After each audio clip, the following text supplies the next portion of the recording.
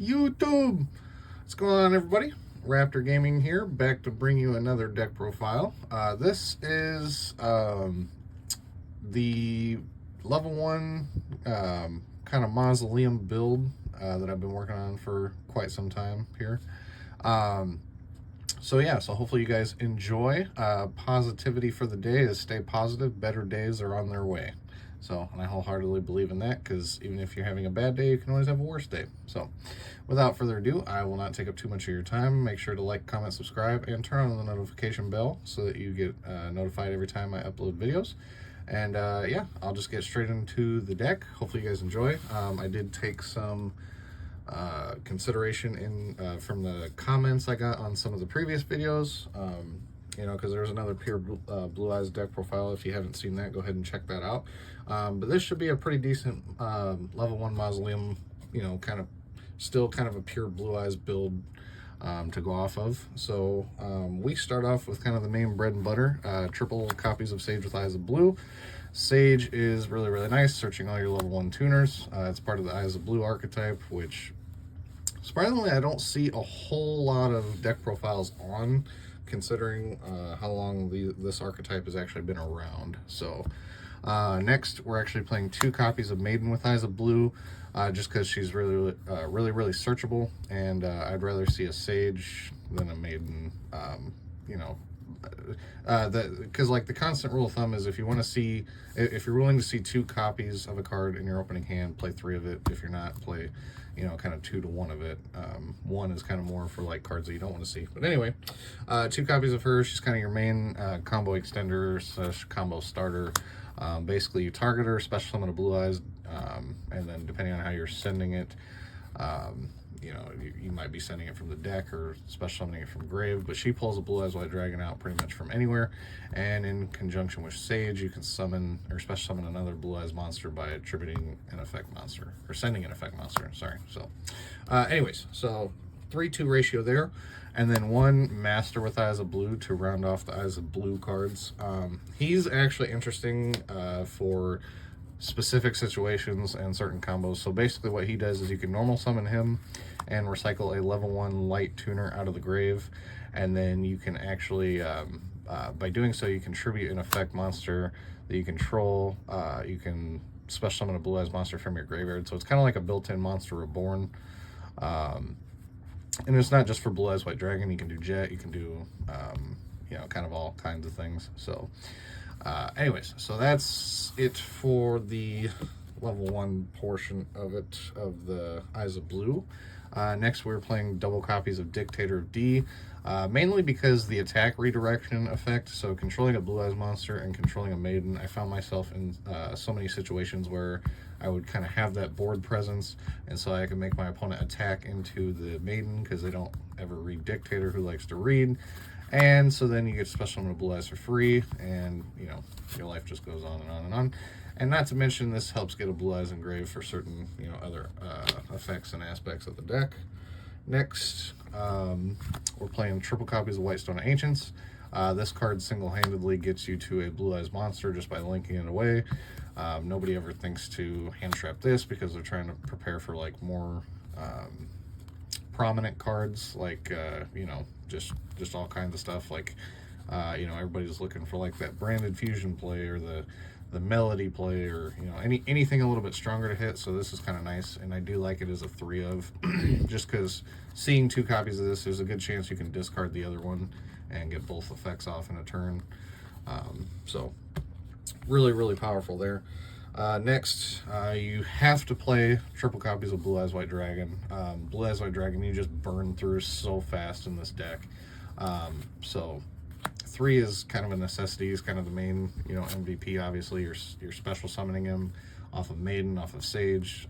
You're dumping him off of Dictator of D. And then obviously the stones can special summon him, so that's pretty great too.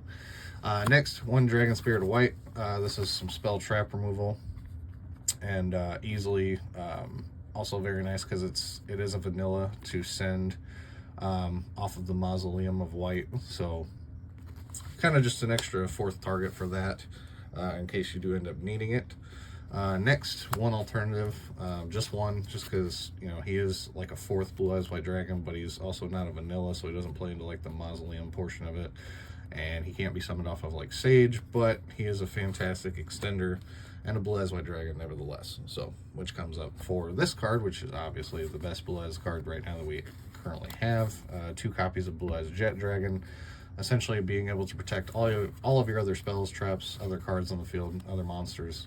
Really, really powerful. And the fact that he just brings himself back from grave, or you can special summon him from your hand by a card being destroyed on the field, regardless of who destroys it or where it's destroyed at, being a spell, trap zone, monster zone, doesn't matter.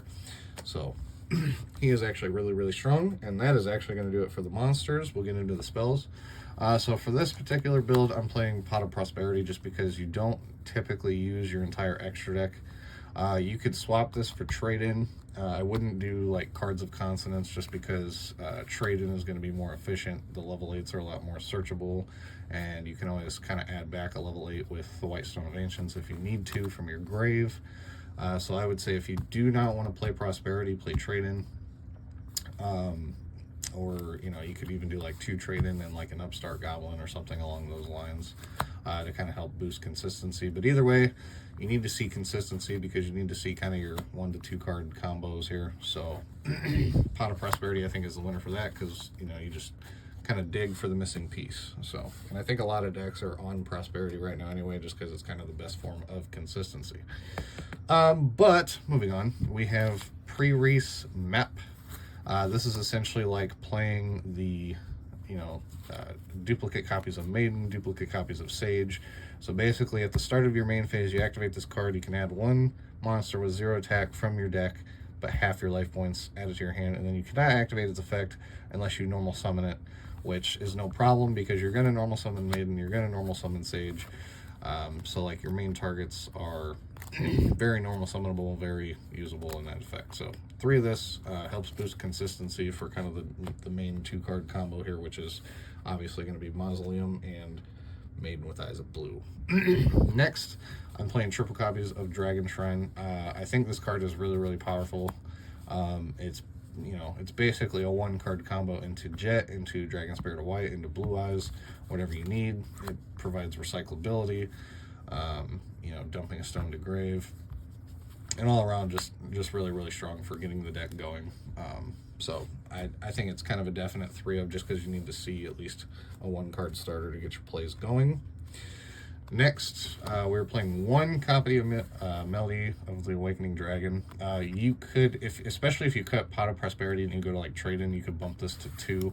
I kind of argued at 3 just because the main targets that you're really going to be searching with this is going to be like Alternative and potentially Jet Dragon. Like I said, Blue Eyes White Dragon, you kind of want to leave in the deck for Maiden, for Mausoleum, unless you really need one for like the alternative play. But yeah, not a whole lot of alternative targets for this, so like it's not really necessarily to play a lot of. And then next, we are playing, of course, triple copies of Mausoleum of White.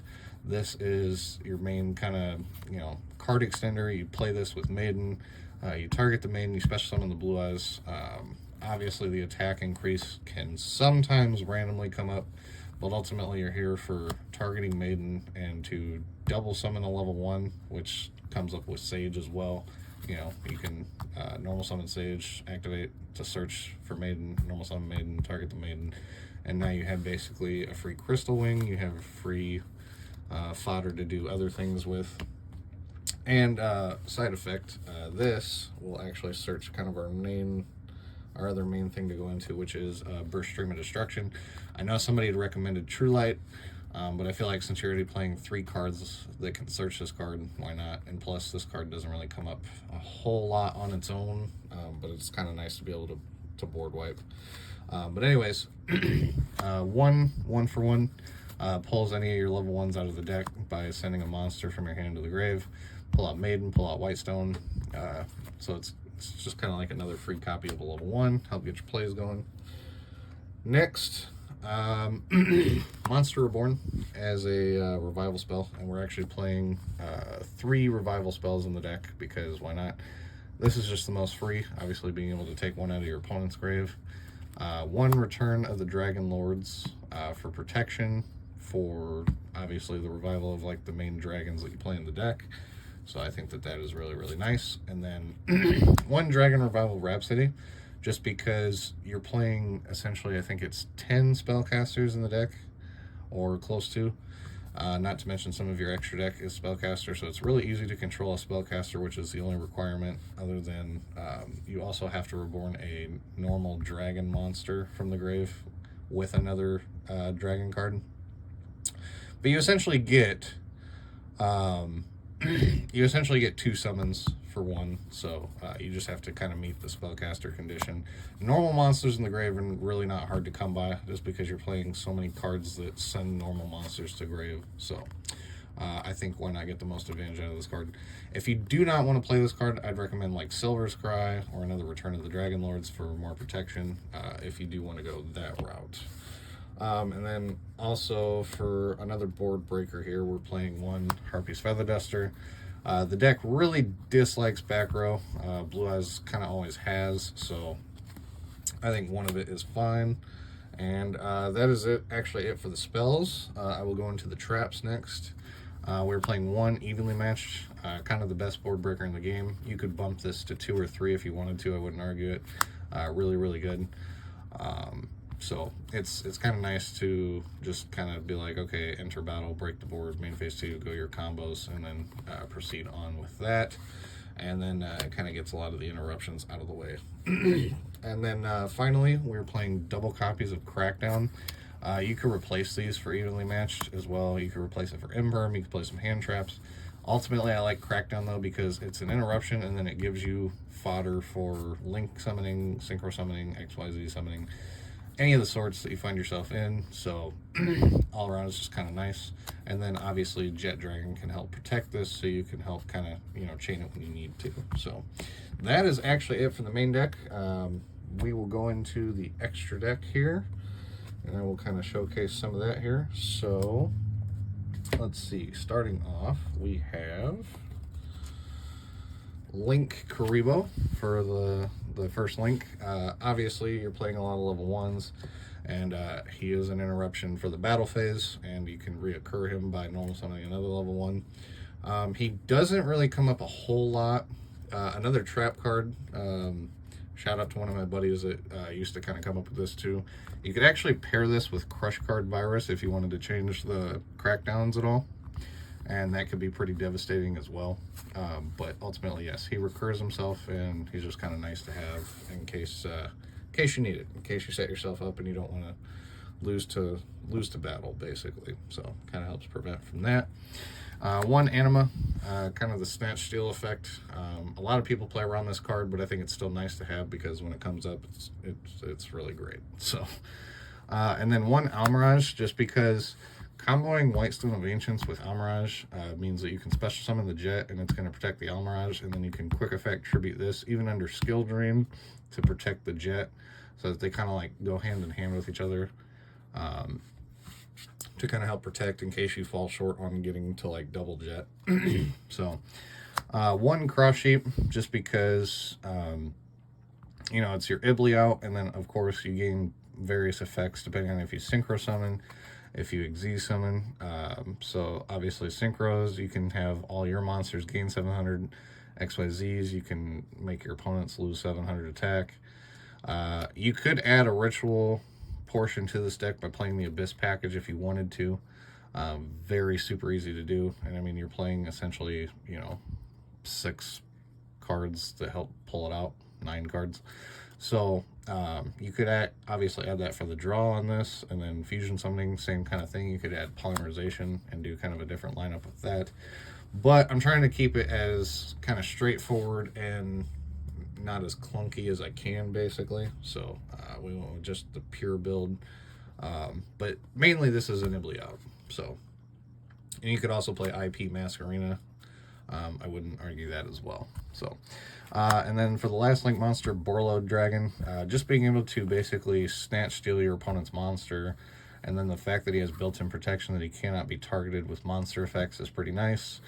Also, he can subtract attack, which obviously you have a lot of like attack, you know, you get to manipulate attacks quite a bit with this, with Ibli or Crush Heap, and then also with your Mausoleum, increasing attack by sending a normal vanilla monster. So that is it for the linked monsters. Next we will go into the Xyz monsters. We were playing one Drag Lubion.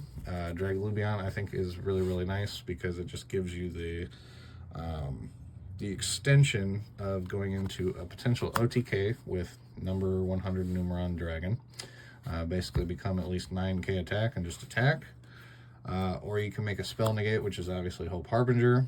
Being able to redirect attacks to him, to himself, gives him kind of a dictator or D effect, and then being able to negate a spell effect is also pretty nice. And then obviously the other effect for attack increase at the bottom kind of rarely comes up, but it is kind of nice to have if it does. And then one number 92 Hard Earth Dragon. Being able to potentially board wipe your opponent on the next turn is obviously really strong.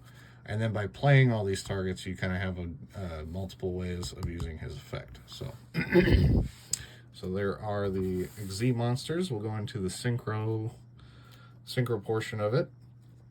So I don't actually have this card. I'm going to put it up on screen here. But basically play this Croc. I can never really say his name properly. But play him. He's really great for extending to draw, and then quick effect pop, discard to pop is super strong. And then he kind of has like a slifer effect with his attack. So if you can build kind of a nice hand advantage, he's really nice to have as well. So great extender overall. I would recommend playing him. Next, bumped the camera. One Blue Eyes Spirit Dragon here, obviously, and then you're going to play it with Azure Eyes. But being able to be a Blue Eyes monster works with Dictator of D, being able to redirect attacks, tag out for Azure Eyes. Azure Eyes is your main protection and kind of follow up for next turn. Being able to revive a normal dragon, meaning you can pull back Blue Eyes White Dragon, Dragon Spirit of White. You know, so, and then protecting all other dragons from being targeted or destroyed by card effects is also really strong. That combos really well with Jet. So, and then obviously at this point we're playing one Crystal Wing Dragon, just being able to make it so free in this deck. It's a really strong monster negate and kind of beats over all the high level stuff. So, and then we're playing one Ancient Fairy Dragon because the potential to grab your own field spell, pop another field spell is really nice. But also being able to special summon a level 1 going first to kind of dig faster into the Crystal Wing play is essential and really nice. And then one Black Rose Moonlight Dragon to round off the extra deck. Being able to interrupt your opponent and special summon this card in defense off of the Spirit is really nice, and being able to basically compulse one of their monsters is really great. The only thing that I kind of dislike about it is if you don't have Return of the Dragon Lords in the grave, because of Spirit effect, he's going to destroy himself at the end phase. So kind of be prepared to lose this resource if you have to, but interruptions are always great. So that's basically it for the deck. Let me know what you guys thought. You know, I personally enjoy playing any form of Blue Eyes deck. I think my favorite build probably has to be the Chaos Max build, but this is honestly probably number 2 or 3 spot, just because it's really strong. You know, I feel like it's kind of undervalued compared to a lot of Blue Eyes decks out there. So give it a try, test it out, see what you think, see what you want to change, if anything, and let me know. Comment, subscribe, all that good stuff, and I won't waste any more time. Catch you guys next time. Peace.